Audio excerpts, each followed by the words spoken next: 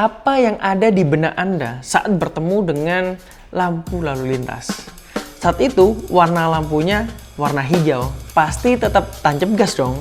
Karena warna hijau itu identik dengan menandakan aman, jawaban benar, dan boleh untuk dilewati. Tapi di sini kita sedang membahas sebuah properti. Zona hijau justru bukan zona yang boleh dan legal untuk dibangun, tapi malah dilarang dan tidak diperbolehkan. Nah loh, selamat datang di Kamus Properti, bahas istilah serius biar kamu mengerti. Nah, seperti itu tadi, disinilah baru banyak investor pemula mulai sadar. Ternyata di Bali, beli tanah itu bukan cuma soal lokasi, tapi juga perlu tahu tentang aturan tata ruangnya. Jadi sederhananya, zonasi warna itu tadi adalah pembagian wilayah berdasarkan fungsi dan izin penggunaannya. Pemerintah daerah punya aturan tertentu nih tentang area mana aja yang boleh dibangun villa, bisa dibangun rumah, bisnis, pertanian, ruang hijau, dan lain sebagainya. Makanya sebelum bangun properti, kamu wajib tahu tanah itu masuk zona apa. Karena beda zona, beda juga fungsinya. Dan potensi investasinya juga yang jelas. Langsung aja coba kita bahas, jangan lupa dicatat juga nih kalau perlu. Kita langsung ke zona pertama yang paling sering diincar, adalah zona merah muda atau yang lebih dikenal dengan zona pariwisata. Nah ini biasanya jadi incaran investor villa dan hospitality. Karena area ini memang diperuntukkan untuk aktivitas pariwisata seperti halnya villa, resort, hotel, beach club, restoran, dan usaha pendukung wisata lainnya. Biasanya zona ini banyak dicari di area yang memang punya demand wisata yang tinggi. Kenapa kok ini penting? Karena kalau properti kamu ada di zona yang mendukung pariwisata, ya proses pengembangan dan operasional bisnis biasanya jadi lebih aman secara regulasinya. Itu zona yang pertama. Kemudian ada zona yang kedua, yaitu zona kuning atau zona pemukiman. Nah ini biasanya area yang diperuntukkan untuk hunian atau tempat tinggal. Di beberapa kasus kecil, villa kecil atau guest house masih bisa dibangun, tergantung ya aturan lokal dan skala usahanya. Tapi nggak semua zona pemukiman otomatis aman nih untuk bisnis komersial besar. Makanya banyak investor pemula salah paham. Mereka kira selama tanahnya bisa dibangun rumah berarti otomatis bisa dijadikan villa bisnis.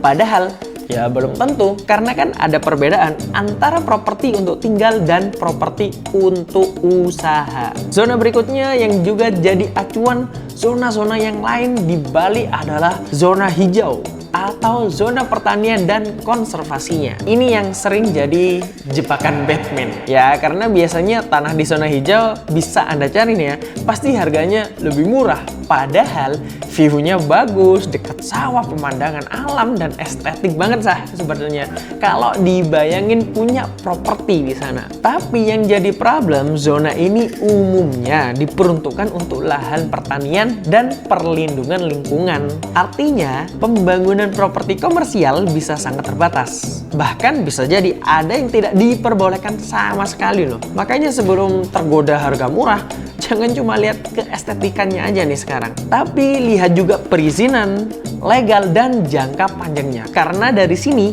kita bisa belajar nih, dapat properti yang harganya murah, include pesona pemandangannya, ternyata belum tentu jackpot juga tuh di dunia properti. Selain itu ada juga zona merah atau oranye lah, biasanya sebagai kawasan komersial, jasa, dan infrastruktur. Ya secara garis besarnya zona ini memang diperuntukkan bagi pusat pembelanjaan, perkantoran, campuran atau infrastruktur publik lah, serta zona abu-abu yang biasanya diisi dengan industri dan pergudangan ya, kawasan yang memang khusus dan diperuntukkan bagi aktivitas industri seperti halnya pabrik dan pergudangan. Klasifikasi warna zonasi di Bali semua ini memang jadi panduan tata ruang resmi yang memang hukumnya wajib banget kamu pahami sebelum membangun atau membeli sebuah properti. Di Bali sendiri aturan tata ruang kayak gini cukup diperhatikan sih, apalagi sekarang ya.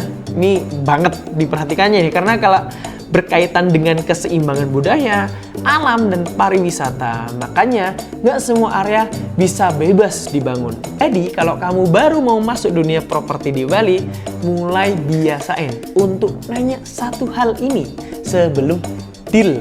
Ini masuk zona apa ya? Karena satu pertanyaan itu bisa nyelamatin kamu dari keputusan yang salah. Dan alangkah baiknya saran dari saya dalam mencari properti yang lebih siap untuk investasi, punya konsep yang jelas, dan dikembangkan dengan pertimbangan market serta potensi area dan zonasi yang dijamin aman. Kamu sebenarnya bisa memulai kenalan dengan Samani Villa by Miralin Property. Ya, karena saya percaya di dunia properti kadang masalah terbesar itu bukan ada setelah bangunan jadi, tapi justru sebelum bangunannya dimulai. Dan itulah kenapa edukasi properti seperti ini sangat penting. Share kalau video ini bermanfaat, jangan lupa subscribe dan like. Stay smart, stay invest. Kita ketemu di episode Kamus Properti berikutnya.